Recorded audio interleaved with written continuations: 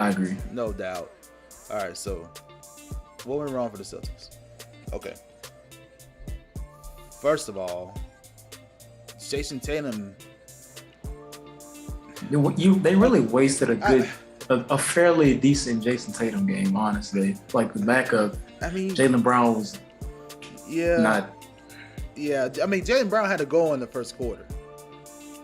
In the first quarter, he was doing it. He was doing his thing. But he just kind of... Jaylen Brown took a lot of questionable shots. To me. Yeah. I mean, if you don't have it going... one of the things to get yourself going is I like to do what he keeps doing. Is like going to the rack. And still going from there. Then maybe try, the turnaround jumpers or the step backs. Yeah. If you don't have it going, try to get an easy bucket first. That's technically the rule. Remember, you can't force it. Jayson Tatum, he had a better game, true, but y'all, he played 34 minutes. Let me clarify. He played 34 minutes. And guess what? He had negative 36. Folks, that's not good. It's the worst of ever in his career.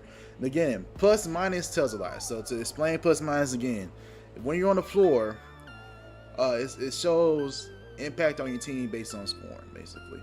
All right, when you're on the floor, how does your team perform, right? Basically, it's like how much you outscore your opponent, or does your opponent outscore you? So that means when he was on the floor, total wise for the total game, it's negative 36. So again, plus minus is not the most important stat, but it is a stat that can tell you a story about a game. Like, although Jayson Tatum had a good game, the negative 36 in 34 minutes, that's not good. It doesn't feel good. Because either way, even if you're on the floor, as Jayson Tatum, you think you can mitigate some of that scoring by scoring yourself, right? So say an opponent scores 2 on you, you score 2 back, it'll be back to 0, So that means it was that bad. I hope that makes sense to y'all switchers. I know you know what it is, but trying to explain it for the people that probably don't know. But that was bad. Negative 36 in 34 minutes. Not gonna get it done. Not at all. Let me just compare that to everybody else. For example, other starters: Jaylen Brown, minus 10. Al Horford, minus 15. Right? Jayson Tatum had a worse plus minus. He's the only one in the 30s like that. No one else on his team is in negative 20s. The only person that was closest to that was White with negative 17. With minus 17. So, and just tell you about the impact. So, I don't know. It's not the most important stat in the world, but it says something. So, part of the blame does go on Jayson Tatum. He is the ultimate leader of the team. Although he was killing it from 3. 69 from 3. He was killing it. I mean, he had a fairly decent scoring output. It just is that when you look at the plus minus and what the rest of the team is doing, in the first game, he really wasn't scoring well, but he had, 13 assists? Yeah. So the rest of the guys, it's important to still get the rest of your team involved. And tonight, no one really had it going outside of Tatum for the most of the game and Jaylen Brown in the first quarter. But after that, he kind of like cooled off. Al Horford obviously only scored like 2 points. Marcus Smart only scored a few points due to foul trouble. Robert Williams was not a impactful player really on either end. He had maybe a block or 2, but no one else really was able to help with his plus minus. So therefore, he suffered. Even when he was scoring himself, it was just like after a 16-0 run by the Warriors, and then I made a 3, cut it to 10, but here they come again, and Steph scores or whoever's getting the basket. So it just didn't work out. And this too, he had the most turnovers on his team. He had 4 of them. Yeah, he did. Yeah. That leads to a terrible plus minus. All those turnovers. You remember the Celtics as a whole, they had 18. He was responsible for 4 of them. Also, when you miss your free throws, that can also lead to, you know, a bad plus minus. Yeah. So it was weird. Both teams missed free throws today. They did, and the Warriors early on was missing bunnies, the layups. Yeah. So if you're the Celtics and the Warriors are missing all these shots, it's like I was thinking to myself, like, you should not be feeling good if you're the Celtics, if the Warriors are not making these shots at the rim, and they ended up coming back in the first quarter, and ultimately leaving and winning that first quarter. You know, they won the first quarter like 31-30, but they were trailing most of the first quarter. Yeah, missing those layups. So yeah, that was. If you're the Celtics, I'm not feeling good about that. It was bad. And the story of the game is in that third quarter. The Warriors outscored the Celtics 35-14 in that quarter. So that's when we meet my classic Warriors. That's classic Warriors. They just blow you out in the third quarter and just don't look back. Third quarter run. And I do not like how Boston responded in the fourth. How do you start in the fourth quarter with like 2 turnovers? And after that, Ime Udoka called timeout. He was like, all right, that's it. That's it. I think they knew it was over after that third quarter. Like they did, but the effort in the fourth tells you, okay, should I take my guys out? And after that effort in the fourth, I was like, yeah, go and take him out. Yeah, because that was terrible. And there were some bad turnovers too. It's a difference between a first turnover and like a stupid one. Like you can't help if a guy steals the ball, right? But if you make it just a stupid pass for no reason, a lazy pass too, yeah, that could have been avoided. Those are some of the worst turnovers. For sure. Yeah, the Celtics were, I don't know. It could have been. I think they had a chance to win game 2, although I predicted they would lose. But I was hoping at least it'd be a more competitive game.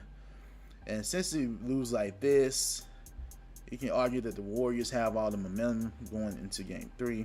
However, if you're the Celtics, you can also say, hey, we didn't play our best game. We're going home. We already stole one. So if you're the Celtics, you're happy about that. Yeah, you got to bounce back. Obviously, take this game with a grain of salt, study the film. You got a few days to practice, recover, get ready for, your home court advantage now. You're the home team, so want to take care of business, recenter, reset. Yeah. But yeah, man, it was cool to see the classic third quarter run. Even though I just hope Clay is able to get right. He hadn't really had a big impact on the game yet. Offensively or defensively, he's not himself yet. But hopefully he'll get back to that point. Because we're NBA fans, although I don't want to see his dynasty again, I do wish the best for the players. But yeah. Yeah, for sure. I think he just forcing it. Like a lot of one of those shots I saw, like Looney run down the ball in the corner and Clay came across, turn around. I saw that fade away going right. Yeah, on the 3. I'm like, all right, you didn't need that shot, but right. I get it. He's got to get the shot. So he 3 years worth of time that he's missed. So he's got to make up for everything he didn't get to shoot. Yeah.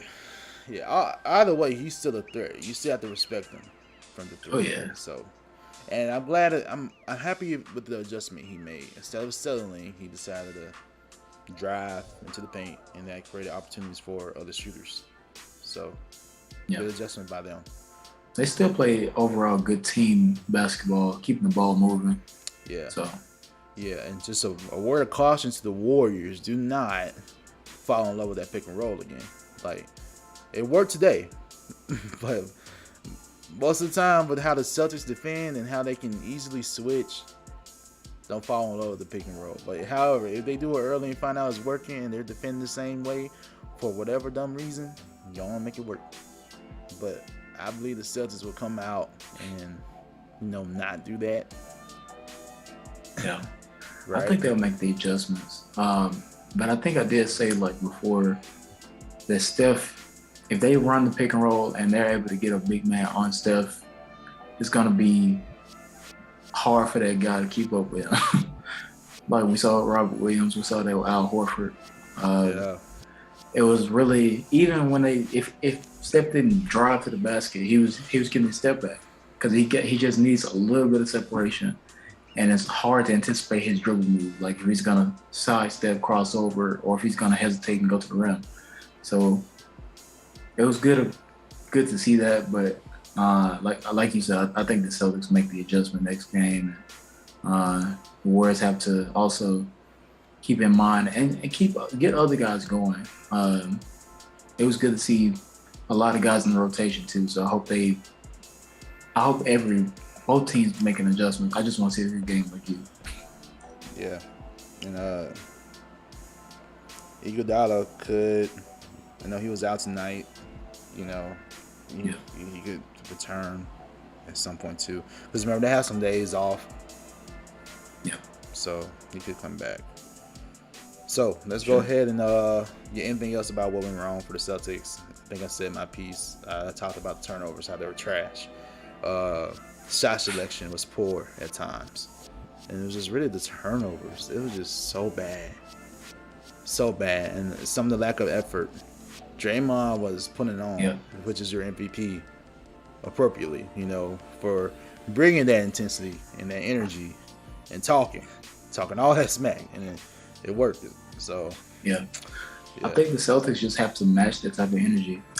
It seems like they were more so of, we're just gonna come in and play, but Draymond was I'm gonna get at you. They have to match that type of energy, and the effort, because I feel like that's the difference. Like if they play with a little bit more intensity, a little more effort, going after more rebounds, and chasing after the ball and stuff like that, that makes a difference in the game. And they may not have won the game still, but they would have not been.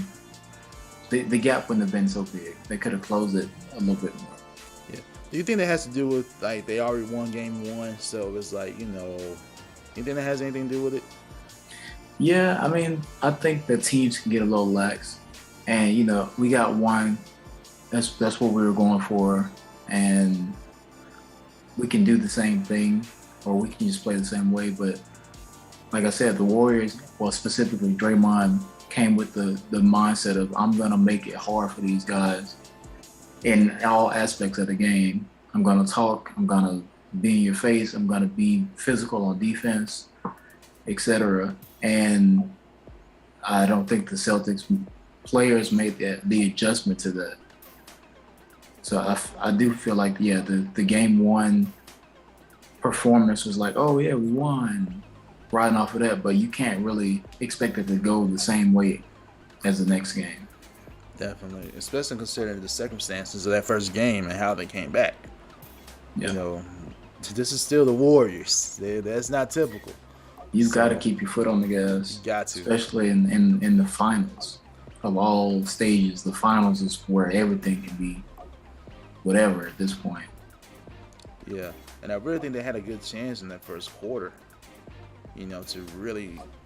They came out great. They did. It's just. Yeah. I'm sure Boston will bounce back. With that being said, let's go ahead